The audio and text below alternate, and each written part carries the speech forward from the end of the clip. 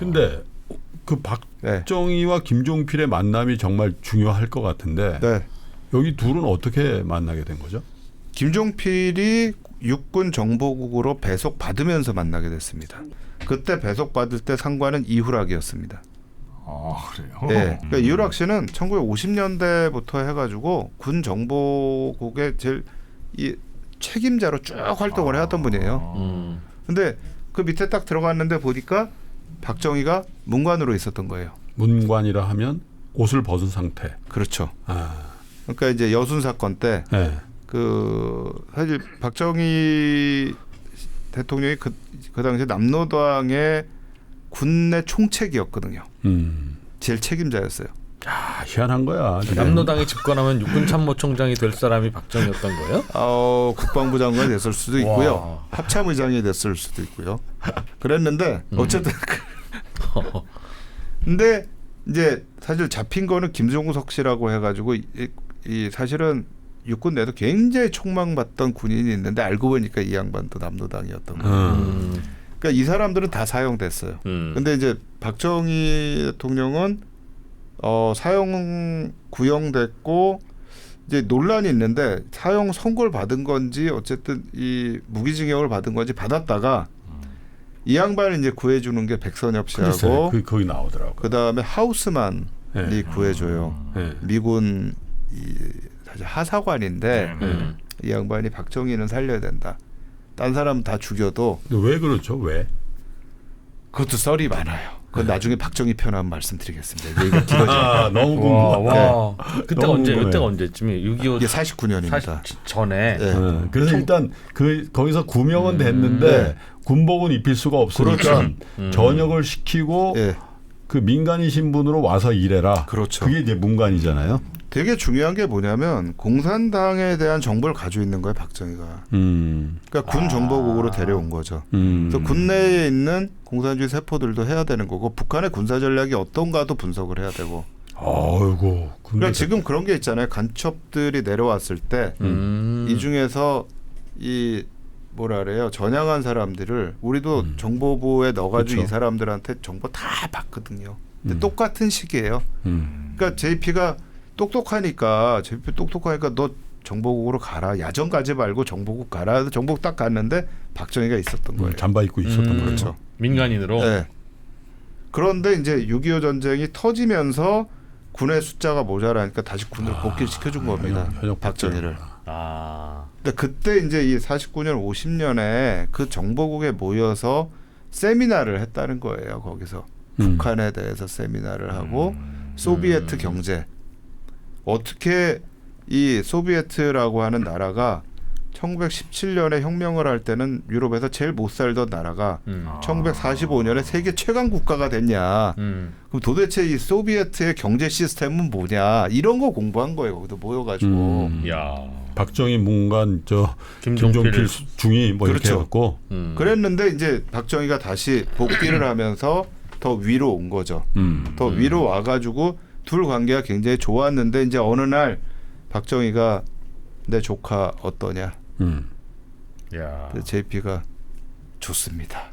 하면서 이제 혈연 관계가 된 거죠. 그러니까 이런 게 아까 얘기했던 것처럼 민주공화당 만들면서 오기들이 막 하는데 박정희도 얼마나 고민이 되겠어요. 내가 진짜 오기들 없었으면 나는 한강을 못 건넜어. 쟤네들이 그래도 군을 동원했는데 머리는 JP지만 실제 핸드는 쟤네야. 그러니까 헤드하고 핸드는 하여튼 다 중요한 거 아니에요. 뭐가 있어도. 그러니까 어느 쪽도 버릴 수 없지만 그렇다고 미국 대사가 저런다고 내가 내 피를 버릴 수는 없지. JP 손을 들어준 거예요. 근데 미국 대사가 조건을 제시한 거죠. 오케이. 조건이 있다. 내 숙청하는 것까지도 오케이. 그러면 JP도 날려라. 그러니까 박정희가 고민하다가 내린 게 임자 좀 나가 있다 오지.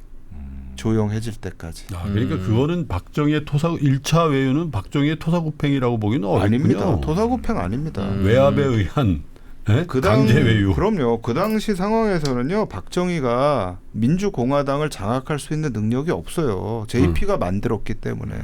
그 안에는 다 JP 사람들입니다. 그러니까 JP를 밖으로 내보내버리면 민주공화당은 공중분해돼 버려요. 그러니까 박정희 입장에서 내가 지금 그래도 당을 잡고 이걸 통해서 정권을 가져가려면 JP를 놓을 수는 없어요. 그러니까 알래스카 토벌 작전으로 일단 오기들은 쳐버렸고 그리고 나서 JP는 너 잠깐 나갔다 와. 그리고 JP가 들어와서 다시 민주공화당으로 복귀를 하잖아요. 그 공백 상태가 있을 거 아니에요. 그 진공을 누가 채웁니까? 4-5개월 정도니까요. 4-5개월이에요. 예. 그리고 그 당시엔 또 뭐였냐 하면 정치 일정이 명확하지 않았어요. 그러니까 박정희도 처음에 그 사건 터지고 JP가 나간 다음에 자기는 정치 안 하겠다. 군으로 복귀하겠다라고 선언을 해요. 처음에. 그랬다 번복을 합니다. 군사정부를 연장하겠다. 지금 박정희도 어떻게 가야 될지가 확실하지 않은 상황이에요. 그래서 우리가 그때가 몇 년쯤이에요? 지금 말씀하신 63년 그때 63년 초에. 그래서 이제 62년 말부터 민주공화당을 만들기 시작했고 왜냐하면 이제 군사정변 할 때 약속 중에 하나가 질서가 잡히면은 우리는 민간 정부한테 이양을 하겠다. 그러니까 시기가 다 됐어요. 이제 이양해야 될 때가 됐는데 이양할 때가 되니까 이거 아깝잖아요. 내가 목숨 걸고 했는데. 그러니까 양쪽의 주장들이 다 나오기 시작한 거예요. 그러니까 한쪽에서는 가셔야 된다. 이게 사실은 어떻게 보면 오기들이 좀 그랬던 것 같아요. 돌아가자고. 네. 우리가 그래도 우리 명예를 걸고 했는데 우리 돌아갑시다. 우리 전체 다 오기가 다 그런 건 아니지만 일부가. JP는 확고했어요. 이게 어떻게 잡은 정권인데 우리가 이걸 돌아가. 우리 민주공화당 만들고 우린 간다. 이게 확고했는데 미국의 입장에서는 가던 어쨌든 간에 일단 민정 이양을 해라. 민간 정부로 이양을 해라. 근데 박정희가 어느 날은 나 안 해. 나 다시 해야 돼. 이러다가 갑자기 군사정부 2년 연장할게. 그때 미국이 또 빡친 거예요. 제가 이제 깜짝 놀란 게 케네디 대통령이 친서를 보내요. 박정희한테요? 네. 그게 아마 제가 보기에는 민정이양하라고? 네? 민정이양하라고. 제가 볼 때는 아마 케네디가 암살되기 전에 보냈던 마지막 친서가 아니었을까. 외국의 지도자한테. 그러니까 박정희가 그때 대통령 권한대행이었거든요.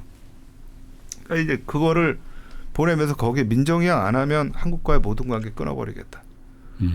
실제로 한국을 오던 식량원조 PL480 식량원조 오던 배가 뱃머리를 돌려요.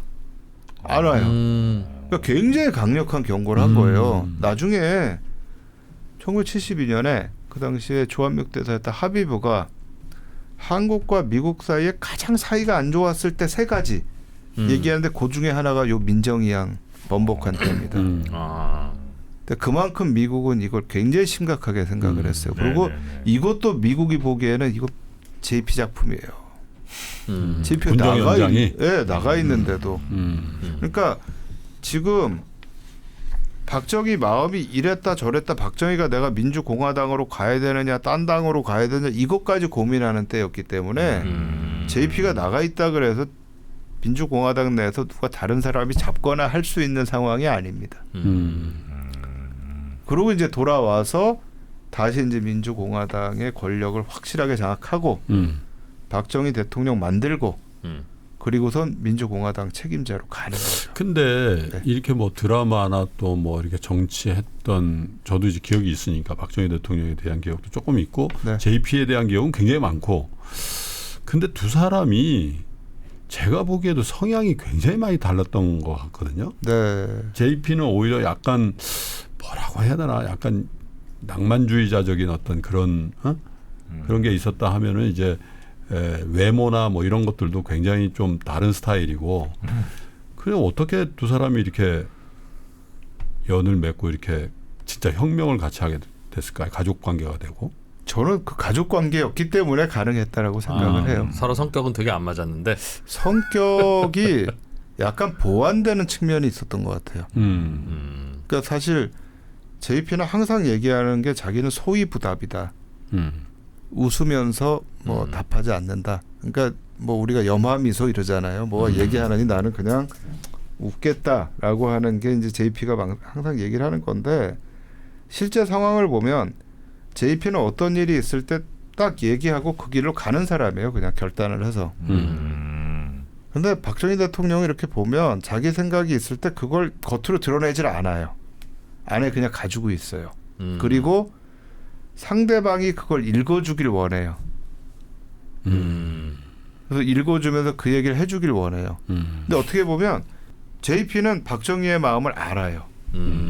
아니까 박정희가 무슨 얘기 하고 싶은데 얘기하는 사람이 아니까 그럴 때 JP가 이렇게 가시죠. 그러면 이제 박정희 맞아. 그게 내 생각이야. 이게 맞는 거죠. 근데 그거는 박정희가 확실하게 주도권을 잡기 전까진 그게 가능합니다. 근데 이제 박정희가 확실하게 정치에서의 주도권을 잡고 나면 내 생각을 너무 많이 읽는 거 아니야? 아, 불편하구나. 저러다가 내 자리를 가져가겠는데? 이런 생각을 할 수 있게 되는 거죠. 그러니까 그렇죠. 그때부터는 굉장히 안 좋아지는 거고요. 그러니까 제가 볼 때는 1967년에 이제 대통령 선거 한 번 더 하거든요. 이제 두 번째 재임을 하는 거죠. 67년 대선 때까지는 JP와 박정희 관계에는 저런 문제가 없었다고 생각을 해요. 그게 혈연으로 묶인 관계도 있고 또 혈연으로 묶이려면 그만큼 마음에 들었어야 되잖아요. 네, 그렇죠. 그렇게 마음에 들었어야 되고 또 자기가 진짜 아끼는 조카 딸을 주는 거였으니까 그러니까 그만큼 JP가 똑똑하다라는 거를 저는 박정희가 알고 있었고 네네. 또 JP 생각에도 박정희가 갖고 있는 뭐라고 할까요? 야망, 똑똑함 또는 카리스마. 그 음흉함 이제 이런 부분에 대해서 JP도 굉장히 마음에 들어했고 그러니까 내가 하기엔 나이가 어리다. 사실 군사정변 할 때 35인데 그래도 누가 얼굴이 있어야 되지 않겠냐. 나이가 많은 한국 사회는 유교 사회잖아요. 나이 많은 사람이 필요하다. 해가지고 이제 그 뭉친 게 결국은 저는 67년까지 문제가 없었다라고 생각을 합니다. 그러다가 이제 재임을 하면서 이제 박정희 본인의 권력이 공고화되고 나니까 그 공식적인 2인자가 필요한가 이렇게 생각을 하게 됐던 거군요.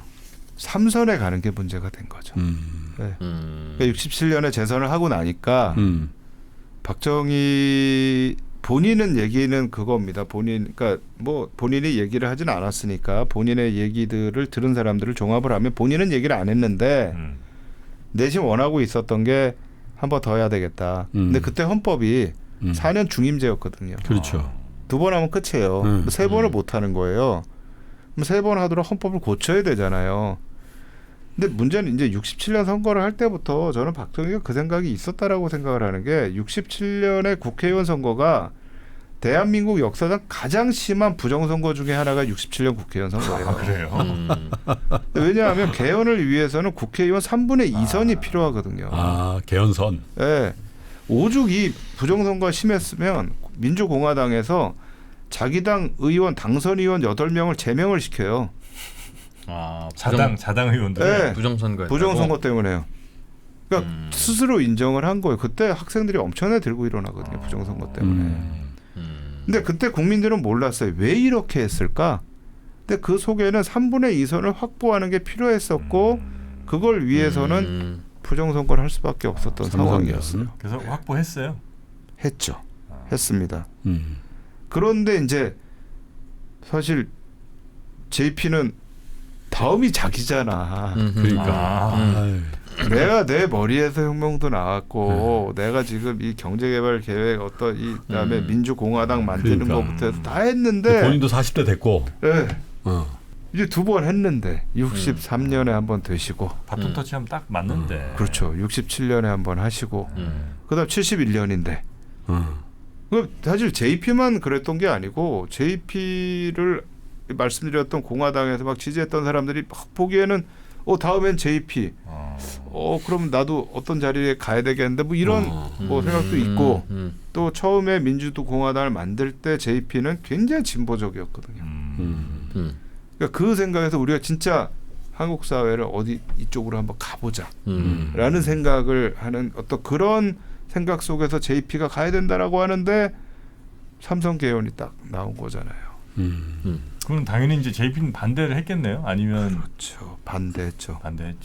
이게 그거 기억나실지 모르겠어요. 그 민자당 만든 다음에 그 원래 민자당 만들 때 노태우 대통령하고 김영삼 대통령하고 JP가 합의를 한 게 민자당을 만든 이후에 내각제의 약정서를 썼죠. 의원 내각제 한다. YS가. 네. 그러니까 원래 이제 거죠. JP의 신념은 의원 내각제로 바꿔야 된다라는 거예요. JP 굉장히 일본 정치 모델. 그러니까 처음에 5.16 군사정변 이후에는 이 대통령 중심제로 왔지만 이제는 우리가 의원 내각제 가야 된다. 이 생각을 하고 있어서 이제 그걸 처음에 90년에 이 민자당 만들면서 했는데 김영삼이 못하겠다고 나자빠진 거예요. 그렇죠. 안 된다. 약속을 해놓고 또 김영삼 대통령이 마산으로 내려가서 칩거려버렸어요. 그렇죠. 그래서 이거 의원 내각제 안 한다고 할 때까지 난 안 올라가. 그래서 김윤환 씨를 보내잖아. 그렇죠. 김윤환이라고. 유명한 사건이잖아요. 그 칩거하는 전통을 만든 게 JP예요. 삼성 개헌을 한다 그러니까 JP 반대했죠. 무슨 얘기냐. 그리고 사실은 정말 박정희 대통령을 생각했던 사람들 중에 이제 정구영 씨처럼 아주 유명한 학자신데 이분처럼 변호사이시고 반대한 분들이 있어요. 박정희 지사장이 당신은 지금까지 해놓은 역할로 63년부터 71년까지 딱 대통령 하면서 이 업적으로만 딱 가지면 국부가 된다. 대한민국 최고의 대통령이 된다. 그러니까. 국부가 된다. 네, 그렇게 얘기를 했지. 네. 이게 넘어가는 순간 당신 독재자로 더 이상 진짜 좋은 평가를 받을 수가 없다. 이제 이렇게 얘기하는 사람들이 있었고 이 사람들이 또 대부분 또 JP를 지지한 거예요. 그러니까 박정희 눈에는 야 얘네들이 JP를 대통령 만들려고 나보고 그만하라고 하는구나. 네네. 근데 JP도 사실 좀 제가 보고 저 같아도 화가 났을 것 같아요. 내가 저 군사정변 이거 다 디자인했고 지금 당 이렇게 만들었고 8년이나 지금 다 이 해가지고 대통령. 아이 그래도 사석에서 분명히 그랬을 거야. 임자 다음은 자기야. 그게 항상 박정희가 나중에 얘기 들어보면 이것도 썰입니다. 네. JP에게도 했고 그 다음에 김영삼한테도 했고. 김영삼이요? 네.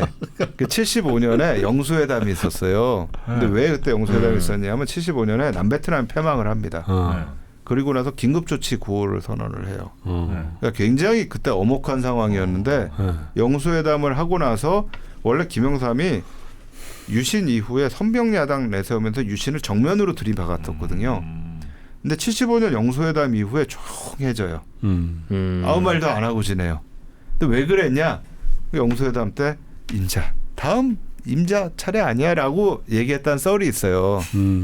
근데 78년에 또 유신헌법으로 박정희가 또 되거든요. 그러니까 이제 김영삼이 열받아서 79년에 다시 선병야당 들고 나와서 하다 제명당하는 거 아니에요. 두 번 안 속는다. 그렇죠. 빡쳐갖고.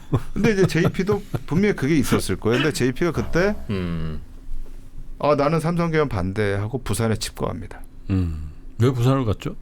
모르겠어요.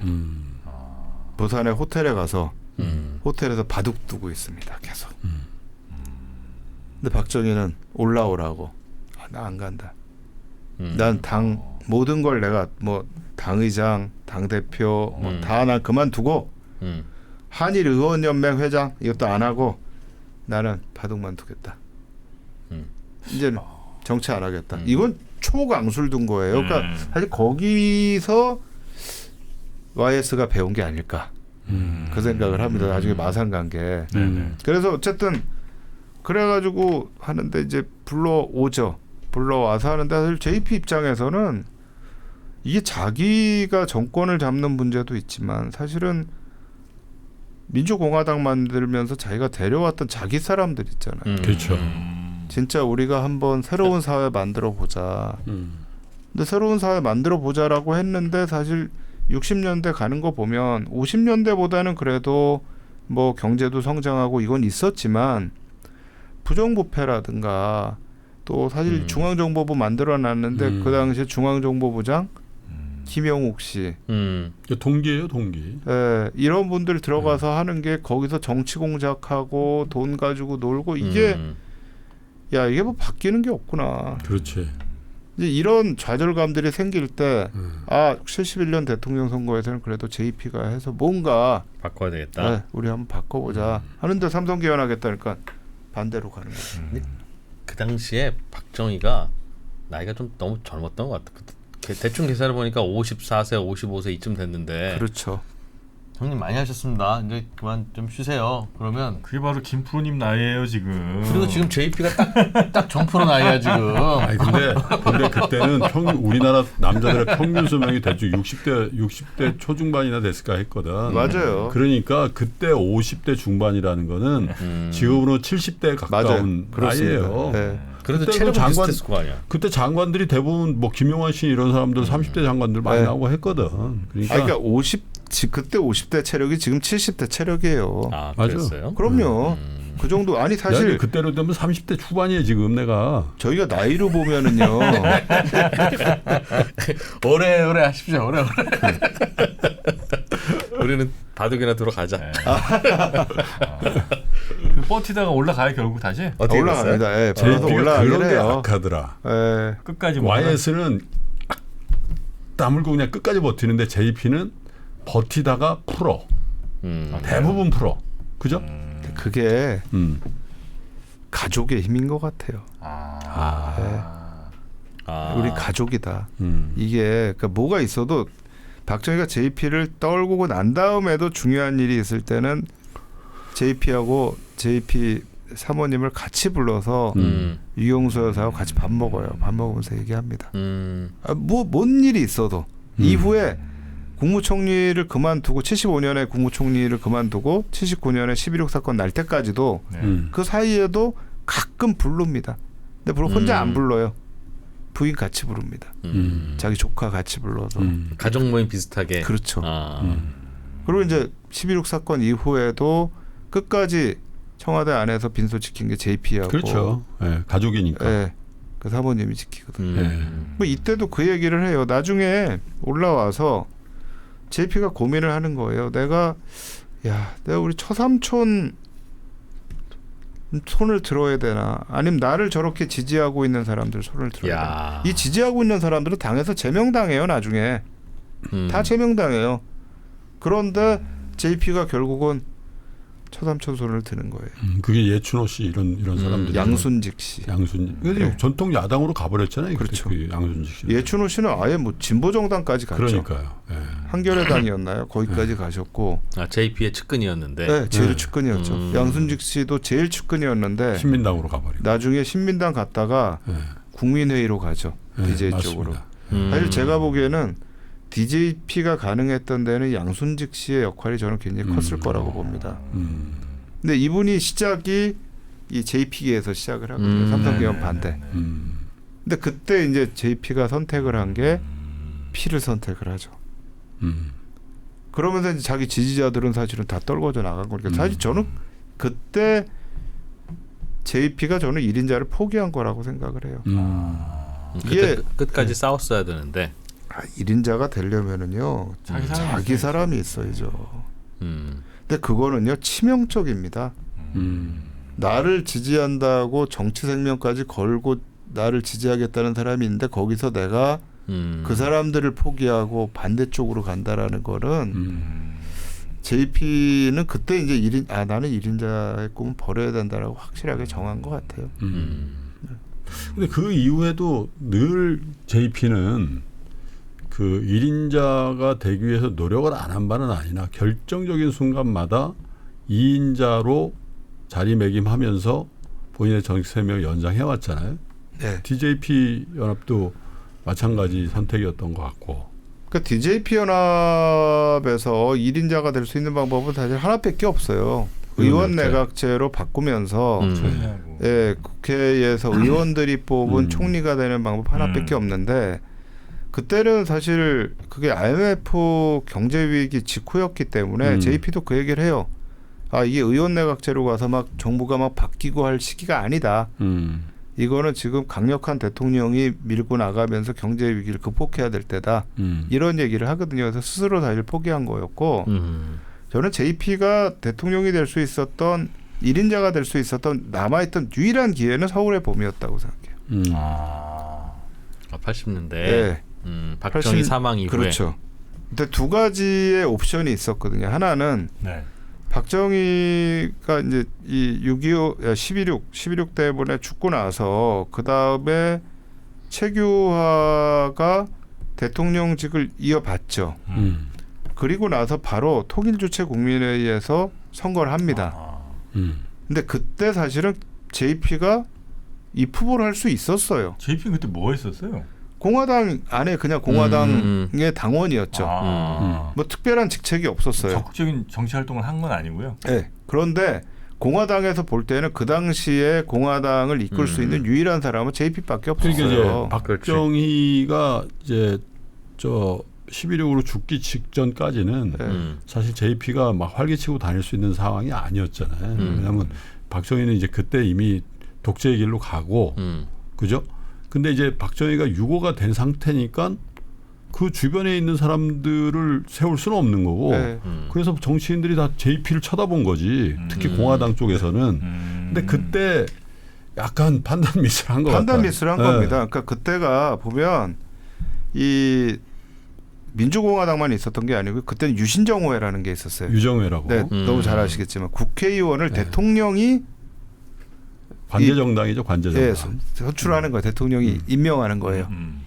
그러니까 그게 전체 국회의원의 3분의 1이에요. 그러니까 이걸 통해서 유신 체제는 대통령이 입법권을 장악할 수 있게 만든 거예요. 유신정오회. 근데 4.19 혁명이 일어나고 나서 이승만의 이 했던 자유당이 완전히 휴지 조각이 돼버렸잖아요. 마찬가지로 11.6 사건이 아니니까 유정회라는 조직 자체 이제 더 이상 아무것도 못해요. 그렇죠. 그럼 남아 있는 거는 민주공화당. 그럼 민주공화당 누가 있냐? JP밖에 없는 거죠. 그러면 JP가 사실은 통일주체국민회의 그거 할 때 자기가 나갈 수 있었어요. 네. 뭐 그 체육관 선거였던 뭐가 됐던 간에 나가서 만약에 최규하고 JP가 붙었으면 누가 될지 몰랐죠. 아니 근데 저는 이해가 안 되는 게 통일주체국민회의에 최규하 대통령이 할 수 있었던 그 뒤에 이미 보안사가 있었잖아요. 전두환. 보안사는 있었지만 보안사가 전면적으로 밑에서 강하게 움직일 수는 없었던 때예요. 그러니까 그때가 12.12 쿠데타는 했지만 그렇다고 해서 위로 올라와 가지고 막 좌지우지할 때는 아니 아니었습니다. 12.12 쿠데타가 일어났기 때문에 전두환 그 그룹은 그 최규하 대통령을 세운 다음에 이제 하야를 시키고 그 프로그램이 작동하고 있었기 때문에 JP는 그때는 그들의 어떤 힘 때문에라도 정치 전면에 못 나선 거지 본인이 안 나선 건 아니지 않나요? 저는 그렇게 생각하지는 않습니다. 그 시기까지는 군은 장악을 했습니다.